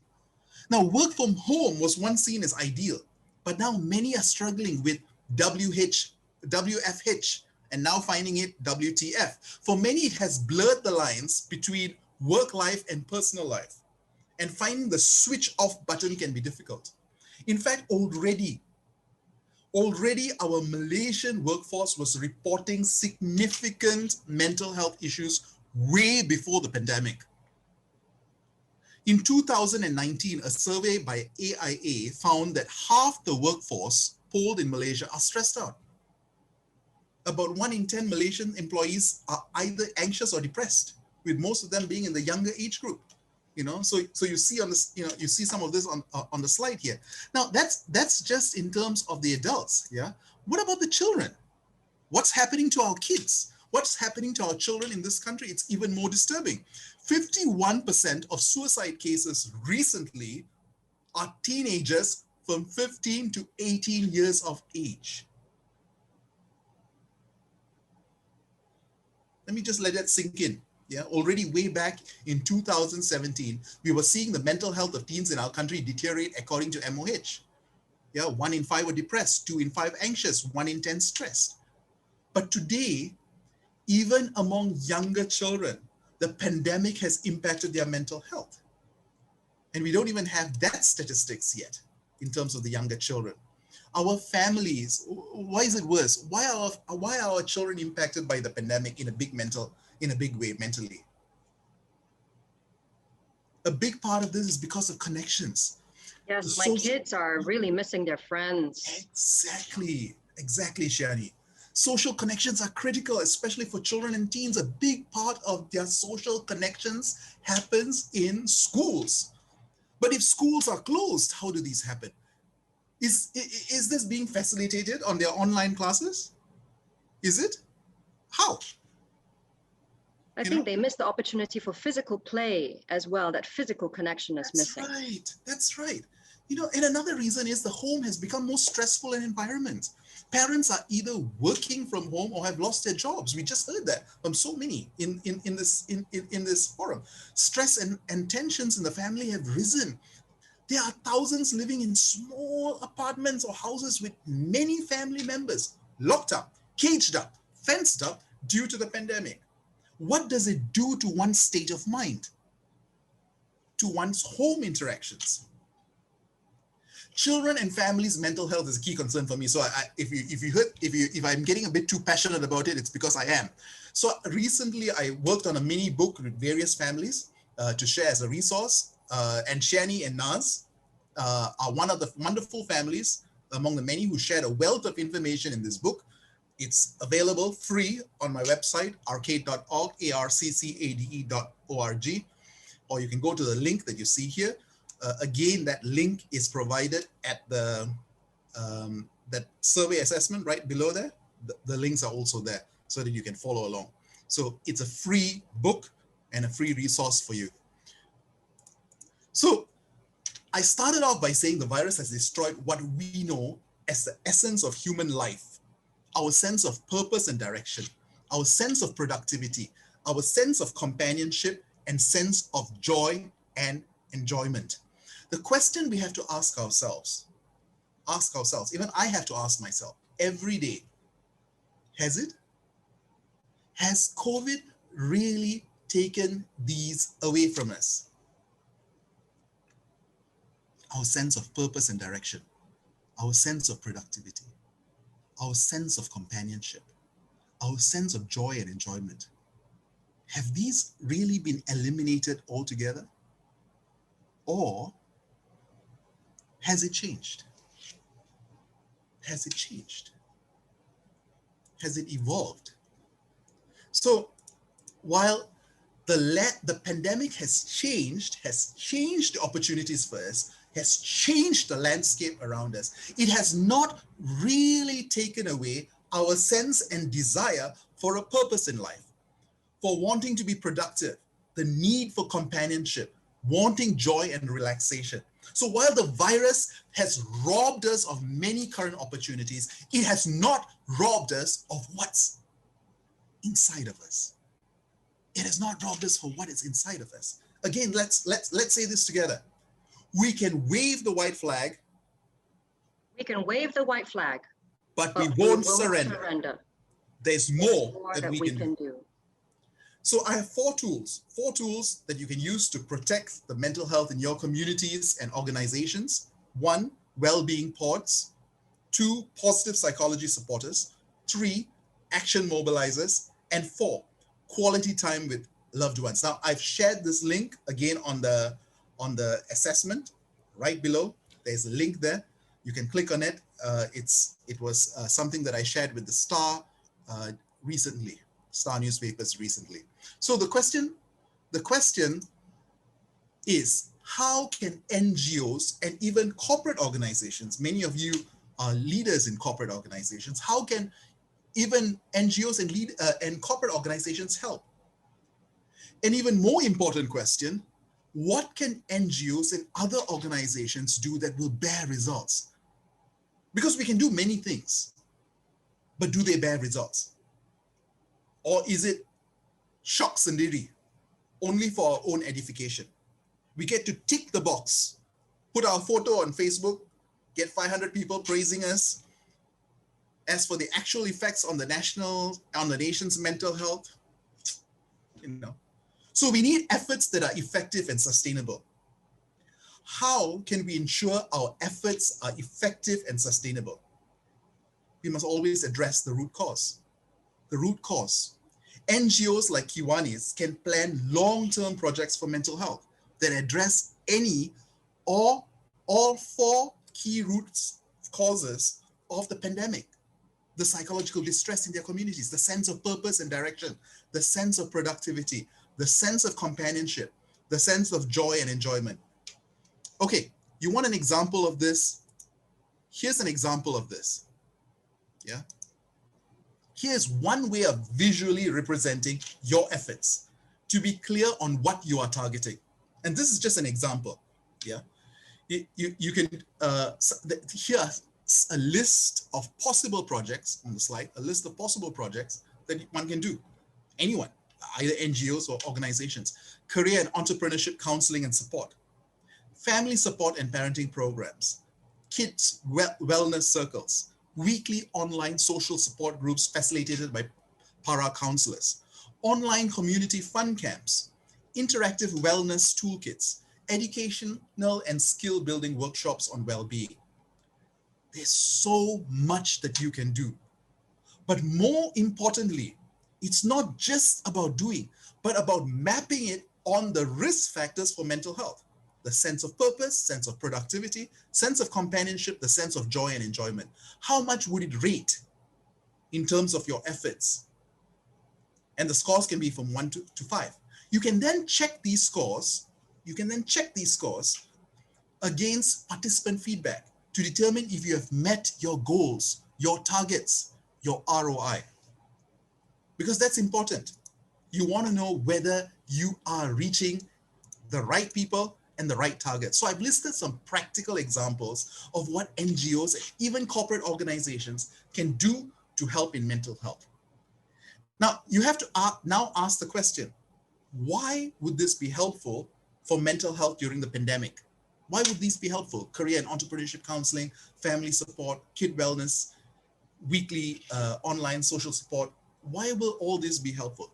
You have to ask yourself, based on your communities. So as an organization, ask yourself, what are the needs in my community? 2, what is my capacity to help? 3, how effective are my efforts going to be? And 4, how do I sustain these efforts for the long run? For the long run, how do I sustain these efforts for the long run? So if you need help in determining what are the human development risk and protective factors in your community to target, or in developing intervention programs for mental health, or in evaluating effectiveness of your efforts, do they map onto your target areas? Feel free to reach out to me. I'll see what I can do. In addition to my private practice, I also run a non-profit called Arcade, ARCCADE, the Asian Research Center for Child and Adolescent Development. The primary focus right now is developing safer masks for school children. So if you'd like to help out for 3D designing or prototyping, feel free to go to my website. Again, the links to the various resources I talked about, look at the QR code, feel free to scan it, because those are the ones that have all the links available right below. Finally, I want to give a shout out to My Burger King. My Burger Lab, my apologies, My Burger Lab, for how they advanced mental health of their employees recently. I don't know whether you read it, what they did recently. Yeah, they gave their workers, employees, all the employees, 5 days off. You know, one of the founders is a grad from Nottingham, and having taught at University of Nottingham, I just want to say how proud I am of such people in businesses that are creating real solutions for mental health during this pandemic. And by the way, I don't get anything from My Burger Lab or Nottingham. This is not free publicity for them, but I really like what the guy said. It's not that we can afford to close, it's that we can't afford to lose our people. So let me end my session with this, with our mantra, and please join me. We can wave the white flag, but we won't surrender. There's more that we can do. And I think maybe this is your clarion call, I think, for everyone tuning in, that if we continue to repeat this to ourselves, it can hopefully provide us hope when we feel there is none, right, Dr. Brendan? Exactly. Yeah, and it's a very behavioral approach, cognitive behavioral approach, something that I take. We need to realize that we the white flag is known as surrender. But in Malaysia, this flag is known as strength.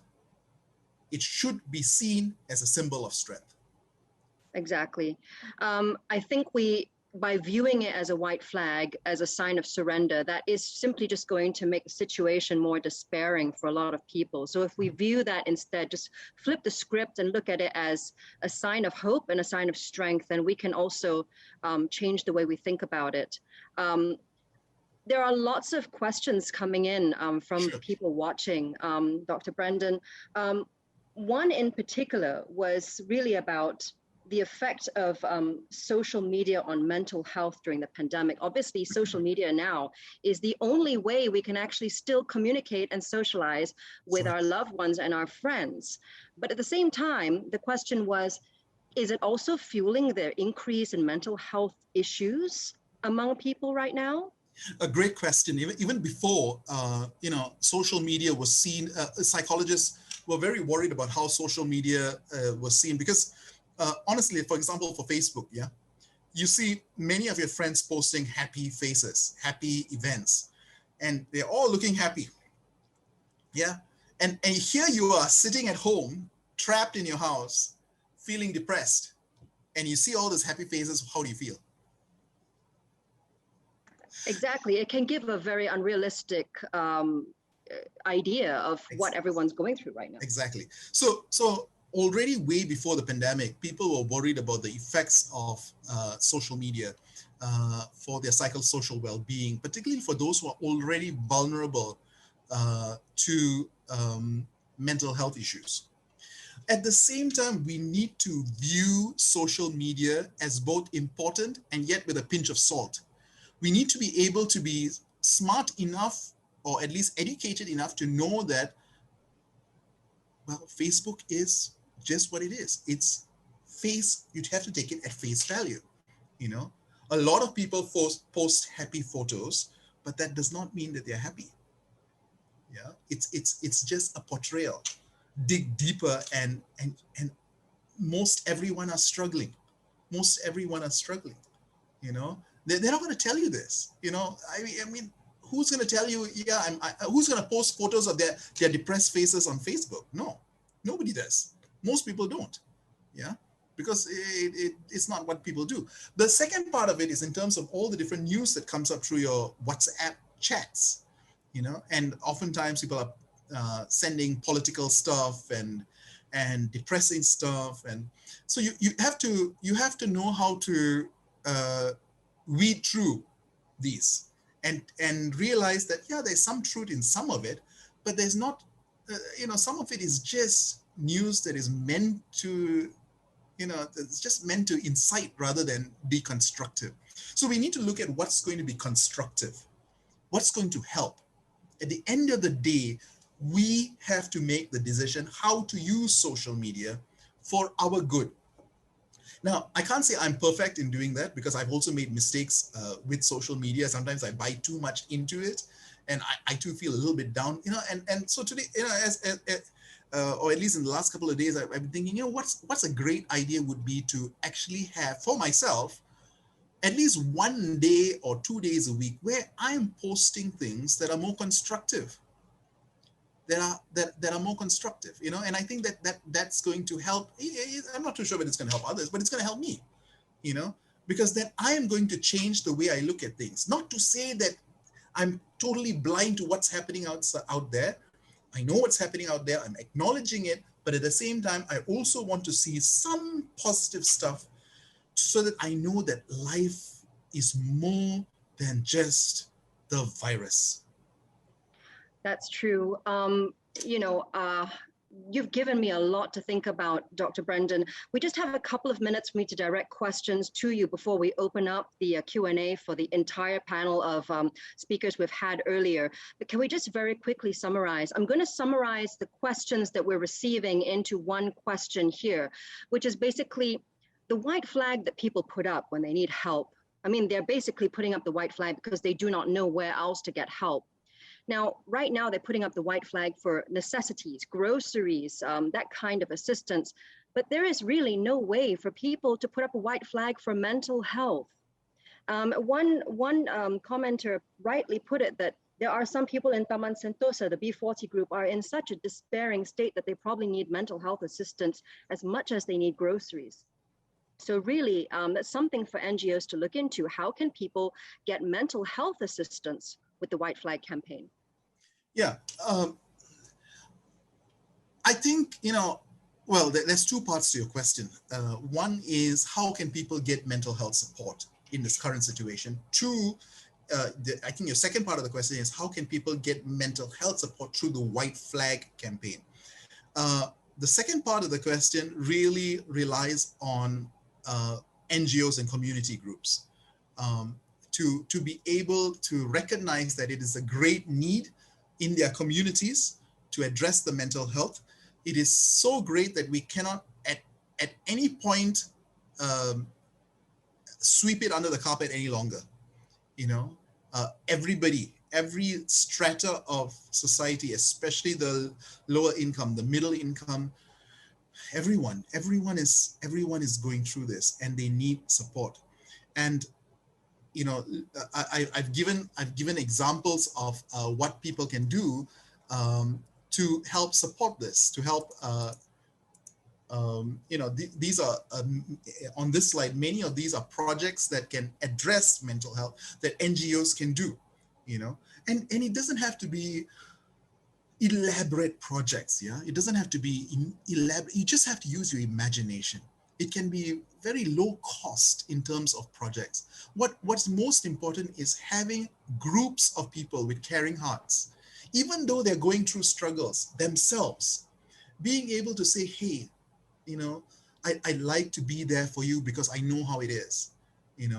Let us be together so that we can try and support each other through this. And it's like a shipwreck. If everybody gets thrown in the water and you stay as an individual, it's easier to sink. But if you hold hands in the waves, in the water, in the sea, in the choppy seas, if everyone is holding hands in a ring, it's easier to stay afloat. It's easier to stay afloat when we are together. And that's really what NGOs can do. That's true, Dr. Brendan, so true. Now, what I'm going to do is I'm going to open up the panel for everyone to ask questions to all of the speakers that we've had on, except for YB Charles, of course, who has had to leave. He's got many other things to do today. And we'll allow maybe another 8 to 10 minutes to just ask questions from the audience. So we'll just bring on the other panel as and when questions come in. We'll also bring Naz back in to help me with those questions. But we did get a lot of feedback, Dr. Brendan, about the form that you shared earlier. Perhaps we can find a way to put the QR code for your form back up later on, maybe on the Kiwanis website, perhaps, where people can actually do that self-assessment. And the other comment that they had was that they were not able to view their results. So we'll try and get back to people on that later on. I think people really are keen to try the self-assessment and see how they're faring mentally. So Naz, would you have any questions for Dr. Brendan or other members of the panel, especially from the audience members who've written in? Yes, and some members of the public as well. So I'm going to start off with this one for the Kiwanis panel. Maybe Rodney touched on this, mentioning food vouchers and working with corporate players such as 99 Speedmart. Will it be distributed through the Kiwanis network? And would maximum reach, I'm assuming it'll be distributed through your 55 centers, but would this mean more work in terms of coordination? And what problems do you see arising? Maybe that's for you, Rodney, or any member of the Kiwanis team. Yeah, we can transcend it down to all our networks. Problems that we could face, I think, more on the logistics side, but we try and tackle that with Lala Move and see how we can move vouchers quite quickly around the clubs. Yeah. I have a question here for Dr. Brendan. Obviously, reaching out to psychologists at a time like this, people can't even afford credit to top up their phones, much less buy groceries. And plus, added to the fact that Malaysia has the lowest number of psychologists per capita in the world, apparently, you have to confirm if that's true. Matching people who need mental health assistance to people who can offer that assistance is going to be quite tricky. Dr. Brendan, what do you have to say about that? Yeah, that's right. Even for psychiatrists, there's only about 400 psychiatrists in Malaysia. let alone psychologists. There's much fewer psychologists in Malaysia, and let alone those who actually are seeing clients, very, very much fewer. And so it is the waiting period to see, to meet up with a psychiatrist or even with a psychologist is very long. Again, not everyone needs to probably meet up with a psychiatrist. A psychiatrist is a medical doctor, and the approach is from a medical perspective. You know, it sometimes or oftentimes, especially with issues of mental health, the first line is usually looking at the non-medical route, seeing psychologists, seeing counselors, getting an assessment to determine whether the medical route is actually required. In that way, it actually saves time for the psychiatrist as well. The second question is, okay, now that we have a shortage, what do we do? Well, there are professional counselors that one can go to. Also, and the third question, I think the third part of your question was in terms of costing. How can people even afford that? And if you go to the link that I send you, right below, there's actually a link there that shows you where to go for subsidized counseling with professionally trained counselors or psychologists. Yeah. So as well as, remember, there's also the government support systems in place for psychology and the befrienders. So there's at least 3 layers of help available. It might take a bit of time to reach out to it. And that is why my plea to NGOs is, please find a way to help us, especially mental health professionals, find a way to help us by training people in paraprofessional counseling, just like paramedics. We need paramedics too. And if you need help in that kind of paramedic training, let me know. I'm sure we can find a way to arrange it. But you know, that's really what's required right now. Dr. Brennan, I have a question for you. I mean, talking about the need for psychologists, you know, we know Zoom has actually opened the whole world up to us to communicate with. Is it possible for people to do cross-border consultations on Zoom? It is. And get these people to volunteer their services for the poorer people who are actually impacted by this. Of That's course, there right. are language issues, I'm sure, but I think these can be sort of surmounted. But I think having platforms like this, where we can arrange for them to see someone, if you can't get an appointment in Malaysia, maybe you get an appointment in India or somewhere else, to have people that can help you. It could open up a brand new avenue for assistance, I think. And that's an excellent suggestion. That's another 4th layer that one can look at, is through Zoom, getting professional services from overseas. Yes. Also, probably one thing to be wary about is to make sure that we check people's credentials in some form or another. That is very important, because sometimes, especially even in Malaysia, there are cases of individuals not having the right training and yet practicing. I think there's a lot of interest, Dr. Brendan, in the links that you wanted to share. We'll have to find a way to get those links to people. Hopefully, Kiwanis will find a way to put it on their site. Just a quick question to our friends from Kiwanis. What are you planning to do now with regards to mental health, so that the people that you're serving in your communities are getting mental health assistance? Any plans in that area?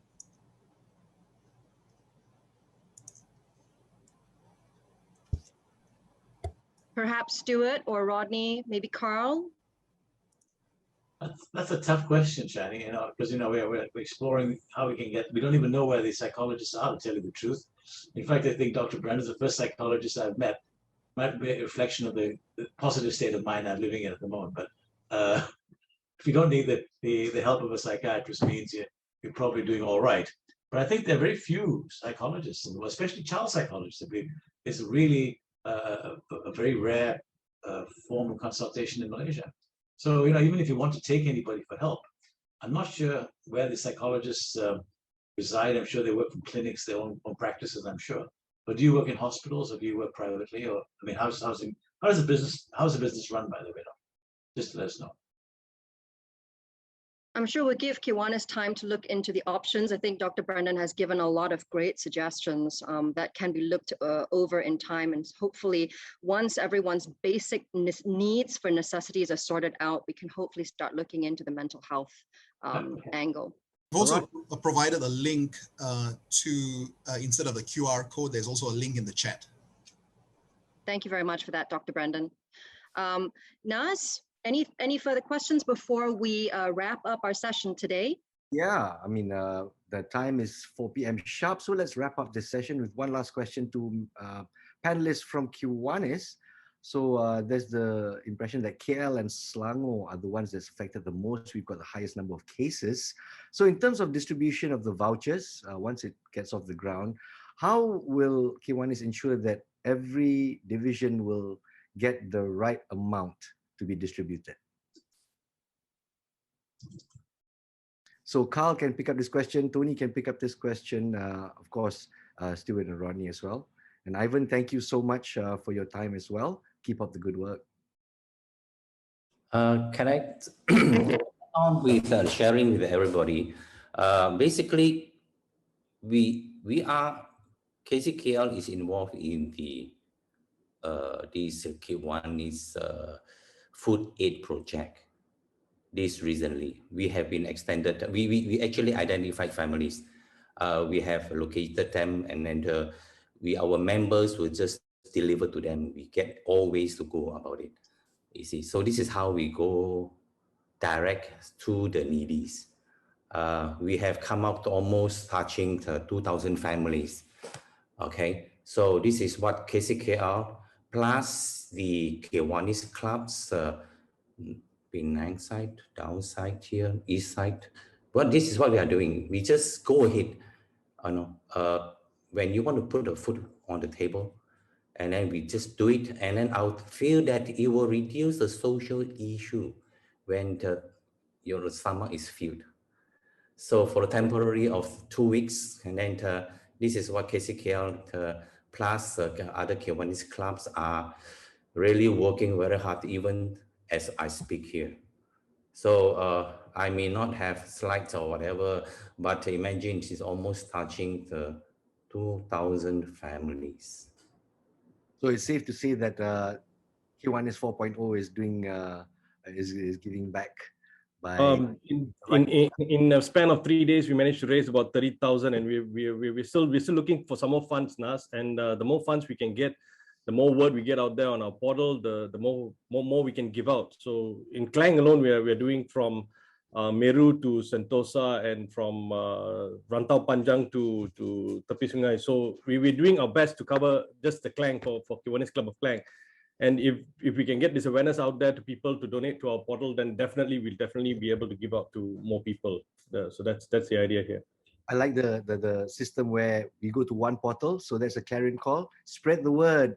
Everyone who's here in this room, give.kiwan.is, and it's so easy to make your contributions on several platforms. I understand you've got e-wallets, FPX, credit cards. It's all at a simple click of a button. So spread this good word, and of course, with the system that's being implemented, Kiwanis will ensure that the right people get the right help. So once again, we'd like to wrap up the session. Shani, thank you very much for your assistance. And thank you very much once again, Kiwanis Malaysia, for organizing this roundtable discussion. Thank you so much to the panelists as well. Special mention, thank you so much to, I don't see Tony. I think he must have logged off earlier. Kiwanis No, he had to go for another meeting. He has another board meeting to attend to this afternoon. Understand. Thank you, Carl. Thank you, Ronnie. Thank you, Ivan, CEO of Kitchen. Keep up the good work. Keep your spirits up. Sangeeta's left us, but thank you so much, as well as Dato' Stuart Lebroy. And especially Dr. Brendan Gomez for giving us that clarion call. We will not surrender, Doctor. We will not surrender. So as long as there's hope in our hearts, we will continue to do the good work. And here's a message to Malaysians who've logged in, and those who will be viewing it on video. Kita jaga kita. Continue to stay safe. Although you can't go out there to help, but we can help in many other ways. Click on that link and click on that donation button. Thank you. I believe Dr. Stuart has something he wants to share with everybody before we sign off for today. So let's hear from Dr. Stuart Lebroy. Thank you, Shani. I'd just like to give a big thank you to both yourself and Naz for volunteering to host this event for us. You always bring this huge level of professionalism and make the entire event so professionally run and so seamless. Thank you for your work you've done for us here.